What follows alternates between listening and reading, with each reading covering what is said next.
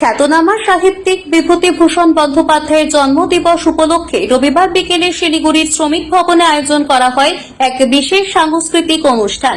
মাটির ঘ্রাণ সংগঠনের উদ্যোগে অনুষ্ঠিত হয় এই অনুষ্ঠান। উপস্থিত ছিলেন সাহিত্যপ্রেমী, শিক্ষাবিদ এবং সংস্কৃতি প্রেমীরা।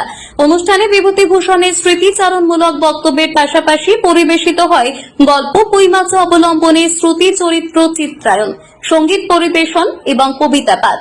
আয়োজনের বিশেষ আকর্ষণ ছিল সাহিত্য আসর, যেখানে স্থানীয় সাহিত্যপ্রেমীরা বিভূতিভূষণের সাহিত্য কৃতি নিয়ে মতামত ব্যক্ত করেন।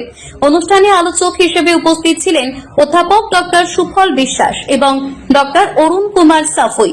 এছাড়াও প্রকৃতির বহু রূপ নিয়ে বিশেষ বক্তব্য রাখেন চিত্রকর সুদীপ্ত রায়। অনুষ্ঠানের শেষে সমবেত সঙ্গীত পরিবেশিত হয়। আয়োজক সংস্থা মাটির ঘ্রাণের পক্ষ থেকে সুদীপ চৌধুরী সকল অতিথি এবং অংশগ্রহণকারীদের ধন্যবাদ জানান।